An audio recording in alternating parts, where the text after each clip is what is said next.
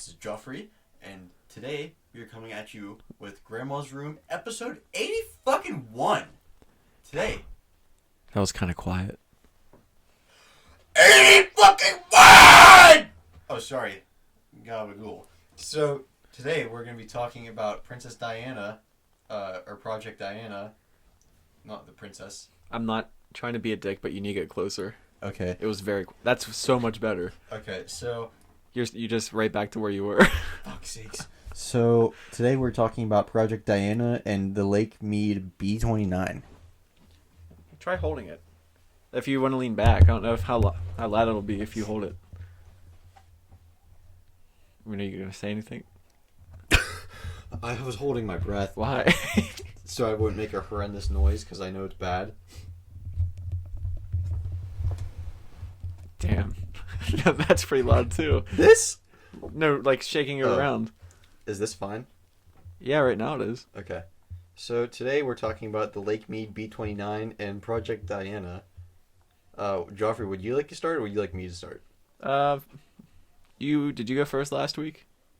Yes. Okay, I'll do it this week then. Okay, so I'll go first. What do you want to do? No, I'm teasing. Go ahead. Are you sure, Dad? I am sure. Okay, I'm doing Project Diana. Refer to me as Dawn. Dad. Dawn. Mr. Dad. Dawn. I'm going to talk about Project Diana. So, Project Dawn? it all started at Camp Evans, New Jersey, with both military and civilian personnel. The Camp Evans Signal Laboratory was attached to Fort Monmouth, one of those. That was, it was in Wall Township, New Jersey, and it had already been home to a number of technological advancements before.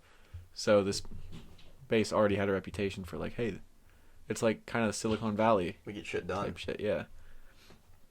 So in 1914, Italian radio pioneer Guglielmo, that's a good one. Guglielmo Marconi. Can we repeat that? Guglielmo Marconi. Is it Gogglyelmo? Guglielmo. Guglielmo. Nice. That's a fucking name. Yeah, so Guglielmo Marconi was trying to make a worldwide network. That was really loud. I'm sorry. Was it resting on your tum-tum? How'd you know? I could just see the top of it. Well, it's resting on my belt. Well, he was trying to make a worldwide network of wireless telegraph stations, and many of the buildings at Camp Evans had been used for this project. Can I cut in? Yeah. Marconi had already, he was already, pretty well known because he made Marconi Wireless. That's, was on, old ships. When? Like, the Titanic, when it sank. They had a Marconi room that was this company, literally just had space on the ship. They were their own company. They didn't take orders from the ship. Oh, nice. I mean, they did if they're, we need help. Send for help. But other than that, they did their own shit. It was just constant telegraphs, but phone sex. Yeah. I bet. Yeah. So during the Second World War, Camp Evans Signal Laboratory was used to advance the capabilities of America and their use of radar. I'm sorry. Earlier you said 1914. That was what the base was used for before. Oh, okay, okay. So we're in World War II now, and they were trying to advance their knowledge in radar and trying to use it for more than just the rudimentary grasp they had on it then. I think isn't that why Pearl Harbor was a surprise, because radar was so iffy back then. They saw a bunch of blips, but then they just kind of disappeared or whatever. But by 1943, Lieutenant Colonel John H. DeWitt Jr., it's a long title, he came to be the director of the camp, and following the war, he was tasked with seeing whether or not America could detect an intercontinental ballistic missile using radar. So at the time, these missiles didn't exist. It was still, you would have to drop a nuke from a plane. Mm-hmm. But many military personnel, they knew that it was just a matter of time before something that advanced would make it to the forefront of militaries all over the globe, like they are now. It's all just missiles now. They're so fast you wouldn't even see them hit the ground. So General Hap Arnold, 1943. This is just a quote pertaining to the intercontinental ballistic missiles before they were a thing. He said, "Someday not too distant, there can come streaking out of somewhere. We won't be able to hear it. It will come so fast. Some some kind of gadget with an explosive so powerful that one projectile will be able to wipe out completely the city of Washington. So this is before the public even knew about nukes, too. It was in 43. Okay. We dropped the nuke in 45. Yes. So, 1945, DeWitt, he was the director of that Camp Evans. He gathered a team of scientists to take up this project. It included Chief Scientist E. King Stolota, Herbert Kaufman, Jacob Moffinson, Harold Webb, and mathematician Walter McAfee. So, as time was of the essence, they didn't have time to create new equipment to use to do these experiments to see if they could detect a missile. Yeah. So they just modified the equipment they already had. So as a radar transmitter, I don't understand this, but like I'm sure if anybody's like a geek for like radios and shit, they would know. They used as their radar transmitter, they used a heavily modified SCR-271 radar set. Since there were no actual missiles to track for experiments, they chose the moon. So they were going to track the moon and see if they could detect the moon on radar. So on top of a 100-foot tower, the team mounted their equipment and then they just aimed it at the horizon and at the moon. And they only had 40 minutes each day to do these experiments because that's when the moon was in like the prime position. Okay. So Thursday, January 10th, 1946, at 11:58 a.m., the team got their first signals back that reflected off of the moon. From Camp Evans to the moon and back, it took the signal to traveling that whole distance 2.5 seconds. So it's fast. Yeah. Because I guess it says it's speed of light because radio waves are a spectrum of light. Yeah. So. Well, no. Yeah. It's not light. Light is a wave. Yeah, so is radio. You said it's a spectrum of light. No, I'm saying radio waves are on the spectrum of light, aren't they? Isn't that like a kind of light? Yeah. Pretty sure radio waves is a kind of light. Fuck, I'm learning about this right now. Pretty sure it is. Oh, I could be wrong. I think you're right. I don't know. I'll look it up when we're done with this. Actually, I'll look it up right now. Okay. So they were able to repeat this experiment for months, demonstrating it to Pentagon officials.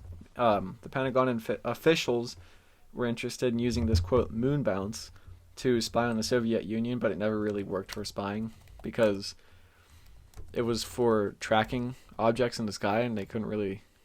They were trying to use it for espionage, which, like, at the time was just, like, I think, like, planes taking pictures, so like, there was no real way to get a picture from radar. What? Electromagnetic radiation, it's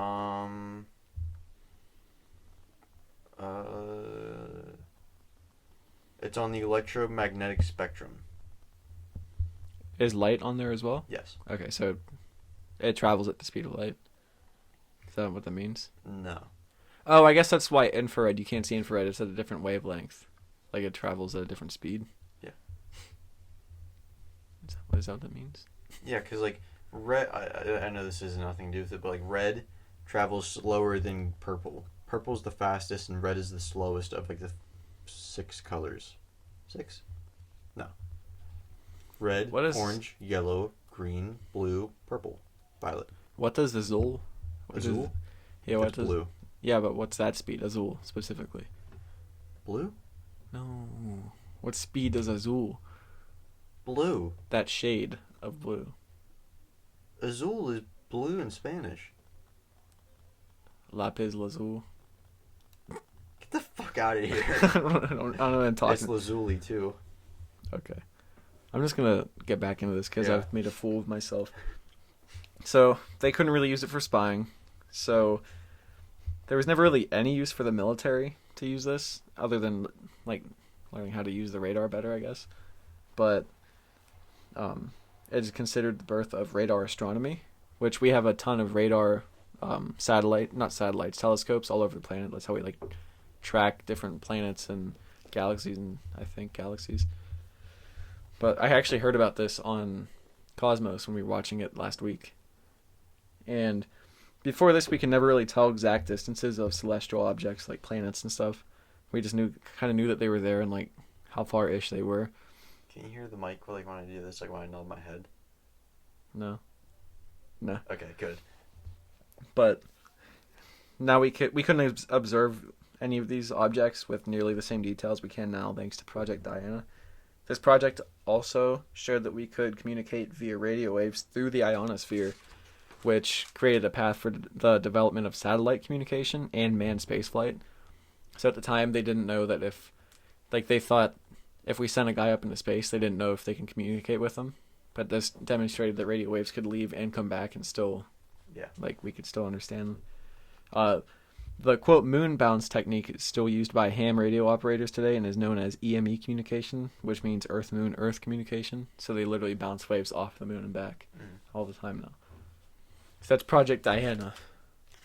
It's just a science man. Scienceman? It's a science man's experiment. Is that it? Yeah, that was it. Oh, okay. I don't know if you're being serial or not. That's pretty cool. And that's it's especially cool because I'm learning about that shit right now. Like radio waves and that jazz. Mm-hmm. But so radio is a type of light? I don't think it... I'm going to look it up. I'm going to look up, is radio a type of light? And those exact words. Is radio a... Here at Grandma's Room, we don't do super in-depth research. We just like to skim some stories. Light that the human eye cannot see. Okay. According to HubbleSite.org. It consists of the longest wavelength. Okay. Cool. So yeah. Cool. Cool. Cool, Joey. Does that mean the sun gives off radio waves? Yeah. Does that mean we can listen to the sun on the radio? Is that just what static is? Maybe. Okay, that was sounding nasty, dude. Sorry. Just in character. Let's get into this good old B-29. Alright, I'm pretty excited for this story. Okay, so for those of you who tuned in last week, you heard us talk about the B-29 in New Vegas. Yeah. Can you please get closer to your mic? It sounds echoey.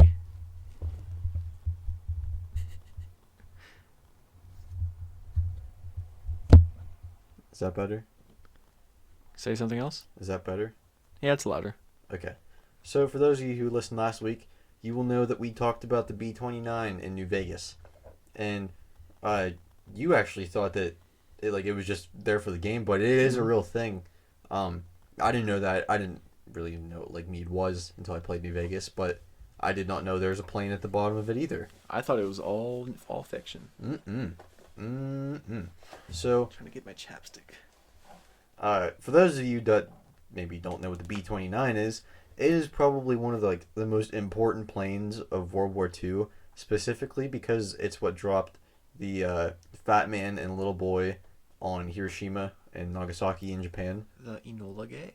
Yes, the Enola Gay, and is at the Smithsonian in Washington, D.C. The plane's actually there. Oh, I'm gonna see that. I saw one.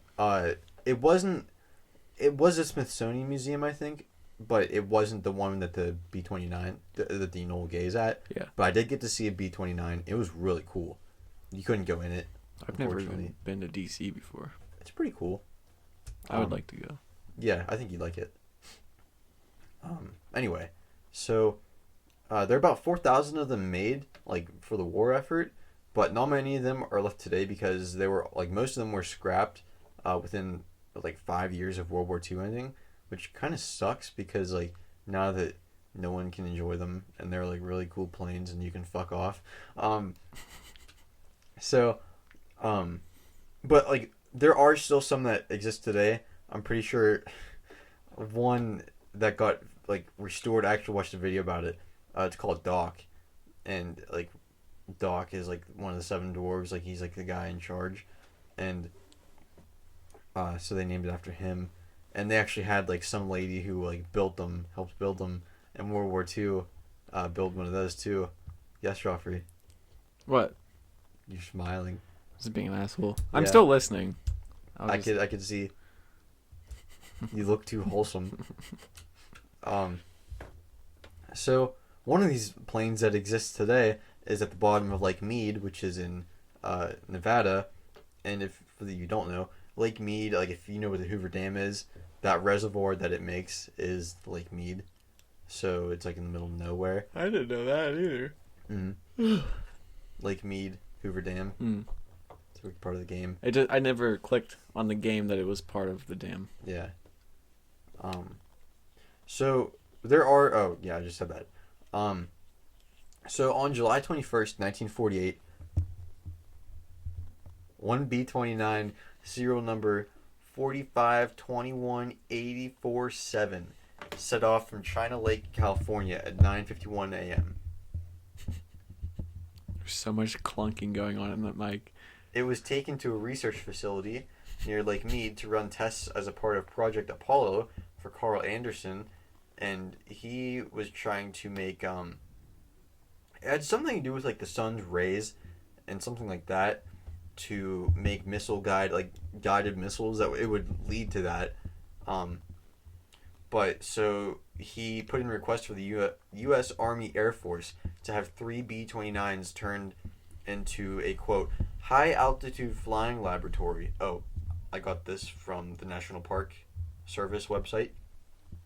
The tests that were being done, they were eventually, like I said, going to lead to missile guidance systems. And the planes were meant to fly from different distances, or like I guess different heights, I should say. And the scientists in the plane would measure the sun's rays on how it would reflect into the plane. I don't have any idea what that would even do for missile guided or like self-guided missiles. But I'm no scienceman, and I don't know. So the world may never know. Maybe something with how. Wait, what kind of guided missiles? Like self-guided. So would they have to use lasers? Like, does that mean do we have lasers already by then? I was gonna say maybe. I doubt it. Say maybe how lasers travel through the sun through the atmosphere and shit. I don't know. I have no idea. I'm probably super wrong.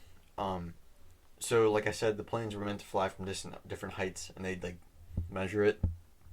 And before the plane took off, the crew had thought they had calibrated the altimeter correctly, but they'd been off with their calculations, which meant that they were flying, like they were obviously not flying at the right heights. It's said that when the plane crashed, they thought they were about 400 feet above the water. So like that's a big fucking difference. How do they not see the water? The pilot. I'll get into that. You know what the front of one looks like, right? Looks like a big glass dome, right? Yeah, okay. So at one point in their flight, they flew over Lake Mead while recording their data, and the crew consisted of Captain Robert M. Madison, First Lieutenant Paul M. Hessler, Staff Sergeant David D. Burns, Sergeant Frank A. Rico, and John W. Simmeroth? That's the scienceman. And when they got closer to the surface of the lake, Simmeroth asked for the pilot to, quote, fly as low as possible. So, with their altimeter being bad, the crew should have refused, but obviously they didn't know like their equipment was faulty. And so the sunlight coming straight back into the cockpit also didn't help, since it was blinding the crew and they couldn't tell how close they were from the water. So you know what it's like, because the front of the plane is literally a glass dome. There's It'd be cool as shit to sit in the cockpit of one of those. Fuck yeah, it would be. I would love to fly one of those, or in one. I think that'd be amazing. So around 12:30, the plane skimmed across the water and started to take on water. It said that when it crashed, it wasn't like tail end over like a few times. They said it just skipped like a rock.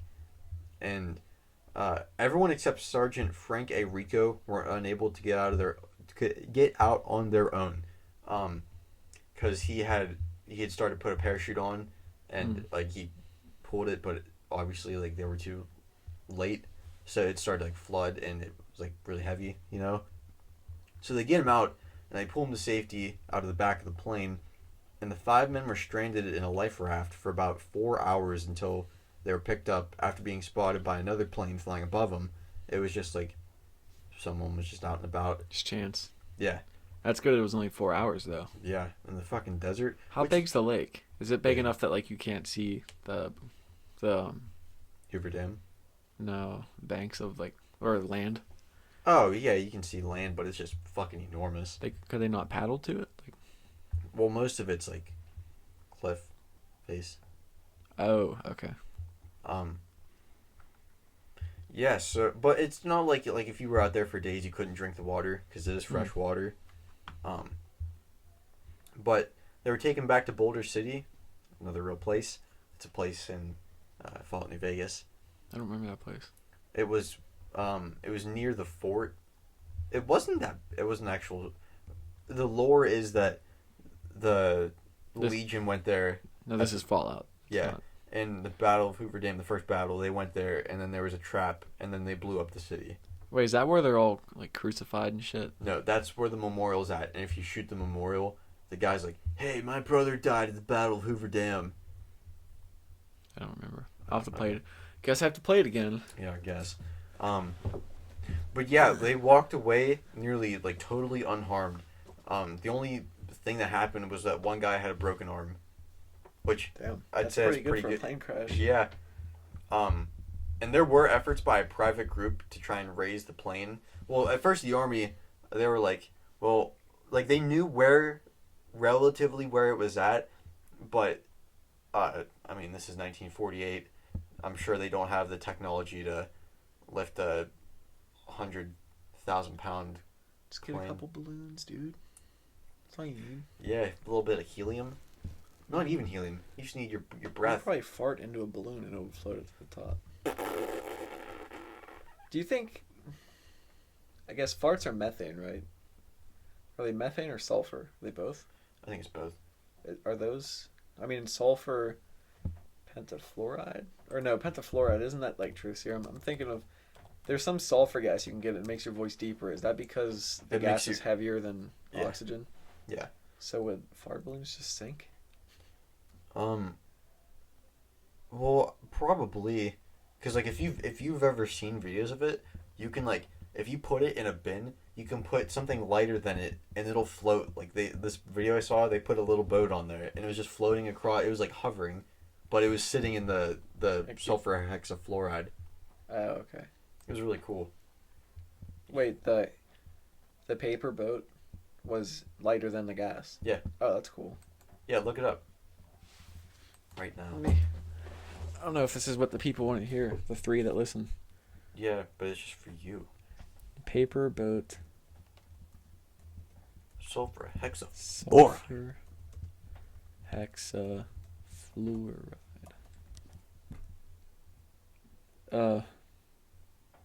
Is it like a glass box? Yeah, it's a little fucking scienceman trick. Hey, it's floating. Yeah. It's an aluminum foil boat. Oh, sorry. So, like I was saying, the Army abandoned the plane, and there were efforts by a private group to try and raise the plane the following year, but they weren't able to find the plane because they were dragging, like how some people, they go like metal fishing, you know what I mean? They have a super strong magnet, just throw it off a dock. That's a thing? Hmm? Oh, I thought you meant like looking for shopping carts. No. But they did that like obviously on like an industrial scale. Trying to pull a whole plane out of the water. Yeah. It'd be pretty crazy. And like obviously they didn't find it, and so it remained undisturbed for over 50 years. And in 2002, a group of divers found the wreck, and the following year, they actually illegally dove on it because it was illegal to dive on the plane, even though the National Park Service didn't know where it was at. Was it because it was military property, technically, or what? Well, I mean, I guess, but still, like, that's like going to get like Gettysburg and like going treasure hunting. I mean, it's not like they were digging into the ground to look for the plane. I mean, I guess if did they keep stuff or did they just dive on it? Yeah, they kept stuff. Oh, okay. Actually, I'll get into that. I thought you meant diving on it at first was illegal. I thought you meant because they were like disturbing the land around it to get to it. No, well then they started taking pieces of the plane as like trophies, so that's like also what did them in. Honestly, I'd probably still do that. Oh, if I was down there before like anyone else found it, yeah. I fucking would. But I digress. 2 years later, the National Park Service did their first official dive, and they dropped a camera so the park personnel could watch the wreck. Because like if you find pictures of it, as long as the water's relatively low, it's pretty obvious, like, you can see the whole outline of this plane. It's fucking unreal. I would love to dive on this plane if we ever went to Vegas. Because you can, like, I'll get into that a little bit later, actually. But, yeah. So, when they first dove, there was so little damage to the plane itself that they were able to read like all the it's a aluminum plane. You like I'm sure we can all picture what a old World War II plane looks like. Silver aluminum, and it has all like the black writing like emergency exit only, open hatch here, something like that. All those like things you could read. It was unreal. And like It's covered in shit now. yeah, I know. I'll get into that in a minute.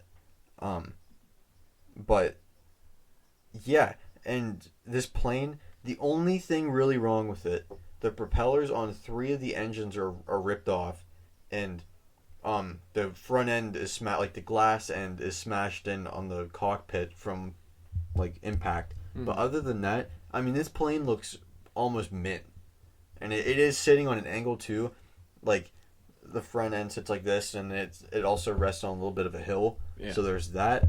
But I mean, still, like you can't ask for much better than that. So, and I thought this was a really cool detail. I watched a video that they had on their website. It said that the plane is so well preserved that when they dove on it, there's a headset on of the co-pilot that is still hanging on the stick to control the plane. So like, whenever they got up, the co-pilot just must have hung his headset on the stick. Like, that's fucking wild, isn't like? That you I have just enough think- time to just like. That you have enough time to take it off when you crash, or that it's still no, there? that it's still there. Like that's like freezing time almost. You know what I mean? Like I just think that is so fucking cool. And then, the parachute that the one guy tried to open, it still sits open like in the midsection of the plane. So it's not like the water ate away at it. It's still there. Yeah. That's even more unreal to me than the headset part. It is pretty sweet. I was trying to look at the name for a plane steering wheel. What? Like it's not called a joystick. Are you sure? That's for like video games. I think it might be well for our purposes. It's the joystick. What is it? Plane joystick. I'm gonna look up. The only result that came up, it says you are a fucking moron. It's not loading. Okay. Do you have anything else for that? Oh shit. Is it the Alex. joystick? No. It's just saying joysticks for flight simulators. So the plane almost 20 years later, after it was found, the plane still actually 2000, so 22 years later, it still sits in the bottom of Lake Mead today, but it's not in as great condition as it was first discovered, as Joffrey said earlier. That's not shit on the side of the plane. They are an invasive species called quaggas. Apparently it came from Ukraine. God, what? Yeah. Is it from Chernobyl? Baby. People think that boats that people just like take from like place to place, from the Great Lakes, they got them there first, and then they showed up in Lake Mead. So I mean, now they fucking cover the plane, so you can't even see the original aluminum. These actually eat away at the aluminum and attach themselves to the outside of the plane, and they just multiply. Now I have a question, and it's probably gonna make me sound really dumb. Are the rivers big enough to go from the Atlantic Ocean into the Great Lakes? Like big ships? Well, I know not like I fucking think cruise you ships. can go through in Canada. Can you? I think so. I'm pretty sure you can. Why? I was just wondering, because you said it came from Ukraine, but they were on boats. Yeah. Yeah, I'm gonna assume, or maybe it might even be like shipping containers. You know what I mean? Yeah, kind of. Wait, say that again. Like it might have been on a shipping container that came from Ukraine, going to the Great Lakes, going west. But again, what do I know? Well, the Great Loop is a continuous waterway that recreational mariners can travel that includes part of the Atlantic. Yeah, fucking, it's like a highway on the water. I guess you can go from the Gulf to the Atlantic through to the Great Lakes and down through the Mississippi or something, down to the Gulf. No shit. I think that's what it means. I don't want to just sit here and read silently for a few minutes, but Yeah. that'd be fun. Dude, you know, it'd be really fun. Get a couple people in kayaks, and then work from rivers right here in Pennsylvania over to the Mississippi and take it down to the Gulf. You know how fucking hard that would be? I mean, you pretty much just float, right? Unless you hit some really rough waters. In the ocean? People kayak on the ocean all the time. But going up the coast and going back down, that would... No, I'm saying just go, like, find a river here in Pennsylvania that goes into the Mississippi. You probably have to go from the Ohio to the Mississippi. But I'm saying get onto the Mississippi River and then just float down to the Gulf of Mexico. Oh, that would be pretty cool. Yeah, that'd be pretty fun. I'd think it'd be fun. Mm-hmm. Unless you just get fucked up by water that's, like, too rough. Which I'm sure there's plenty of spots where you die. Oh, yeah.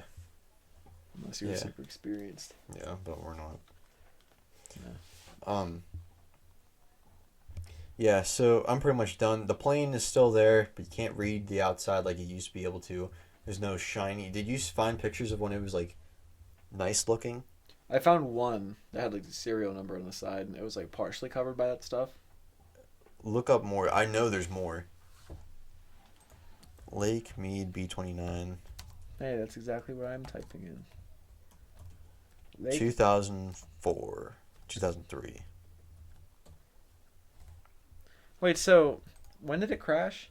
1948. So then how come when they found it in 2004 it was fine, but after that? Like, is that just when that species showed up? Yeah, It's an invasive species. That long. I'm seeing a lot of stuff of this. Did they get the plane out of the water? No, it's still there. Because I'm seeing a picture of it on top of water.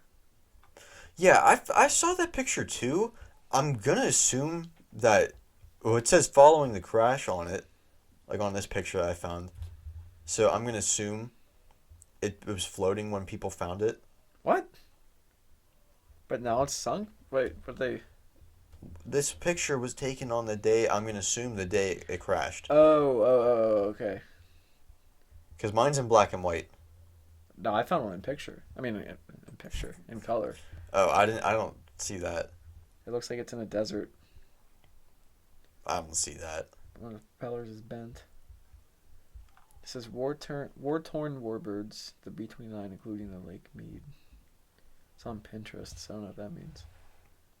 Yeah. Look up, what did you search? Lake Mead B-29 2003. Yeah, like I'm getting one, it's like you can still see the aluminum. We're probably using two different search engines, though. I'm on Google. I'm on DuckDuckGo. Oh, okay. Yeah, maybe that's it. But, let me find one. Oh, wait. They rebuilt a B-29 outdoors in Greenland. Yeah, that picture's from Greenland. Did you hear my stomach? Here, like, check this out. Well, were the propellers always bent on those? Like, the tips of them bent back? It looks like all of these are. I don't know. Unless this is just a weird angle. Well, I think that's, like, from... What? This is one... I'm looking at the one they rebuilt. Oh. Those things are, like, really long. Yeah, damn right they are. I didn't realize quite how big they were. No, mine look regular. They're tilted at an angle, but... It might just be stuff in the background that looks... Yeah, that's what it is. But, yeah, like... maybe this one... No, this one doesn't have the headset on it.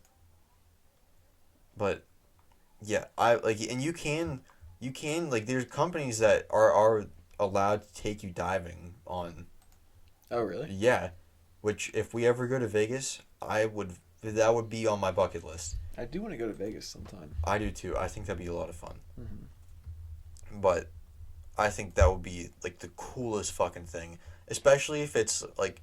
Because the water goes up and down so much. You can see where the water used to be, like, 100 feet higher than what it is at other points. Damn. Because it's white and then red. And it varies, like, that quickly? Wait. I mean, over time, yeah. You mean, like, from, like, a long time ago? Yeah. Okay. So someday, it might just be a huge field with a plane in it. I mean, it could be. I don't know if it would, but... Because there's so much water in there.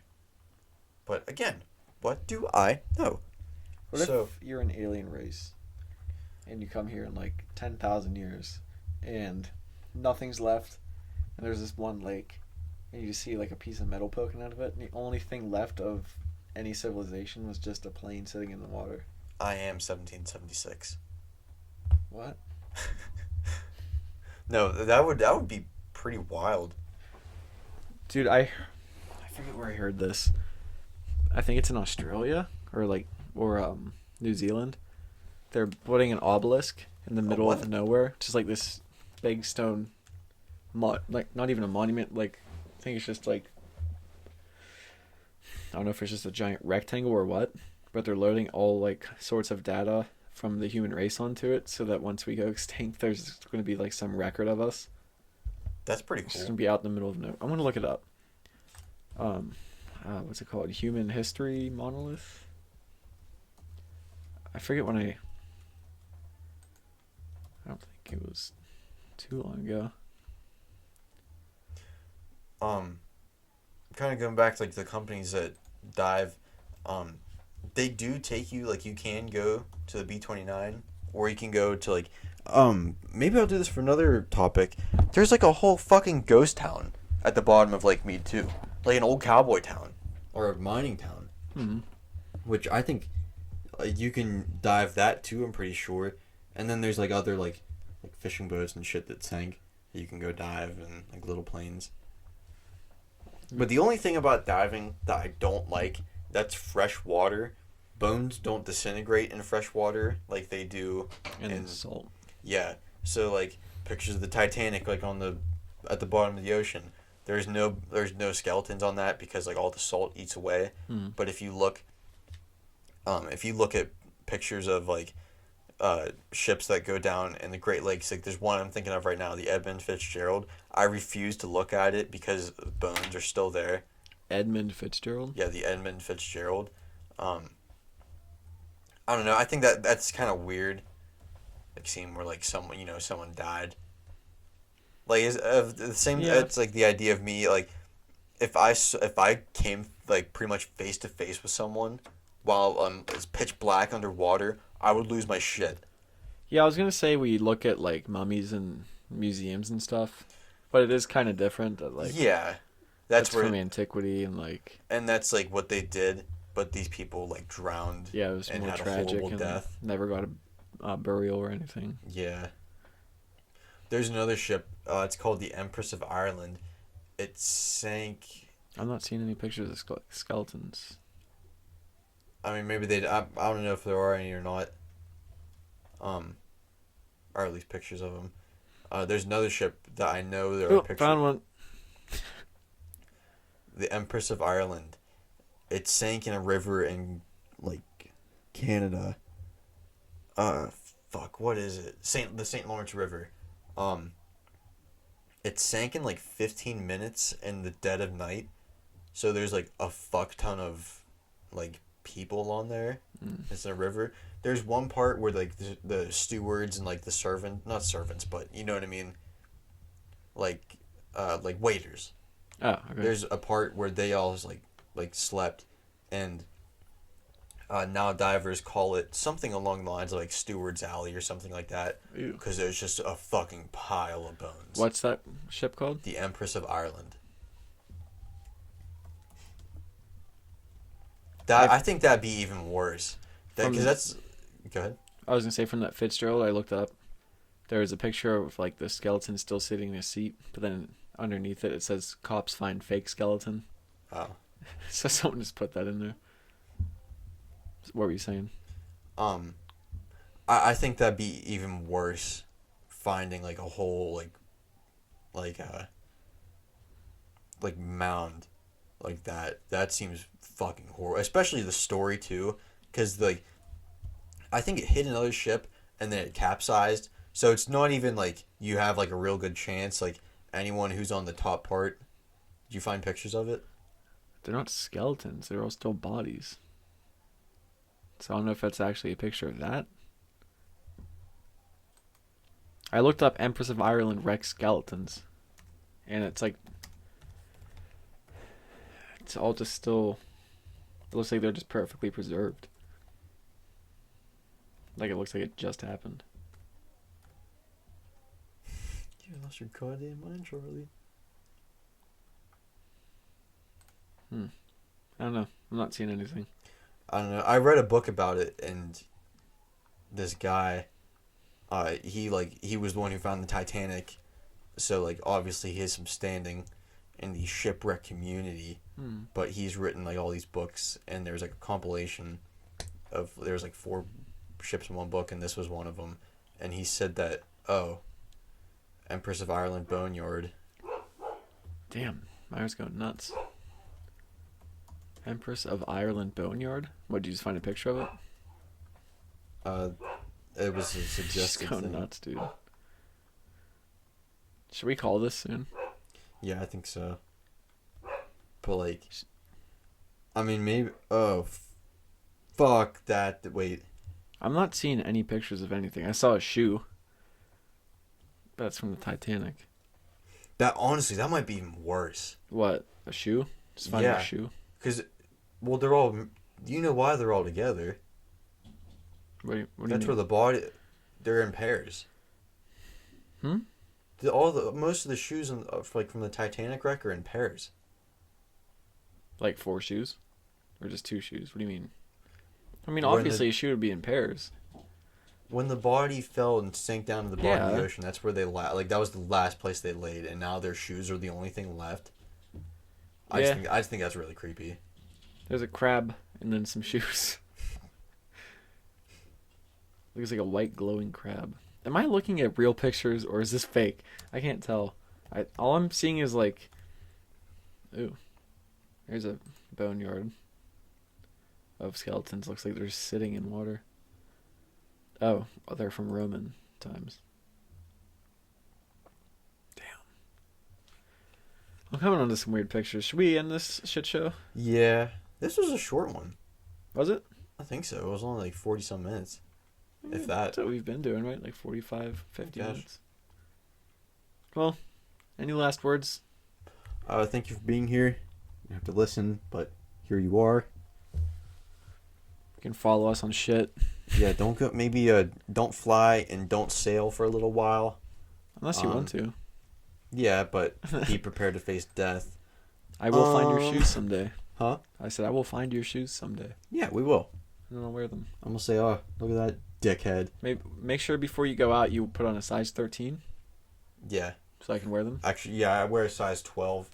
If anyone wants to be generous, I like Vans, DCs, or if you want to wear a pair of Jordans, which will really be expensive in a few years. I've been wearing a lot of elf shoes lately. So if you have any like pointed or curled toed shoes, Yeah, wear those. loafers with the wingtips, with the belt, like belt, like a pilgrim shoe. with the buckle. Yeah, that will go pretty good with this outfit. Yeah, like pilgrim Italian crossover. Yeah. Pretty cool.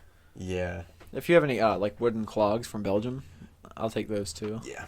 So if you're flying out anywhere, just and Let put us a know. note, like maybe put it in your will that I get your shoes if we find them. So Yeah. that I don't have to like go through legal shit. Yeah, put it in your will. Is that what you just said? Yeah. Oh, okay. Yeah. Fuck me, I guess. Final testament or whatever. Mm. So yeah, Thanks for shooting the shit with us. you can follow us on our socials, our Grandma's Room podcast on pretty much everything. Twitter, we are room_grandma. Do we post on there? On Twitter? Yeah. I post on there every time I post on Instagram. Oh, shit, okay. It's just Facebook that I never post on. I haven't put a single post on there yet. You can listen on iTunes or Apple Podcasts, Spotify, Stitcher, Amazon Music. Do you say Google? No, Google Podcasts. We're on YouTube and Rumble. Grandma's Room Podcast. You can just Pretty much anywhere you can listen to podcasts, we are there. look at us get juicy. We have Spotify playlists. Yeah, I have them up right now. Grandma's Christmas Tree, it's Christmas music, out of date right now.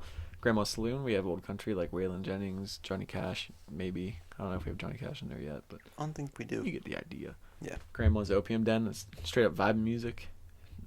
Maybe like draw some acid, listen to it. Grandma's Trap House, that's rap music. Grandma's Jukebox, that's old like Elvis, Chuck Berry, Fats Domino, stuff like that. Thrustberry. Yeah, Thrustberry. Grandma's Guitar Case, that's rock. And Grandma's Blues Club, The old newest school edition. blues. So yeah. I guess stay golden. Yes, stay golden.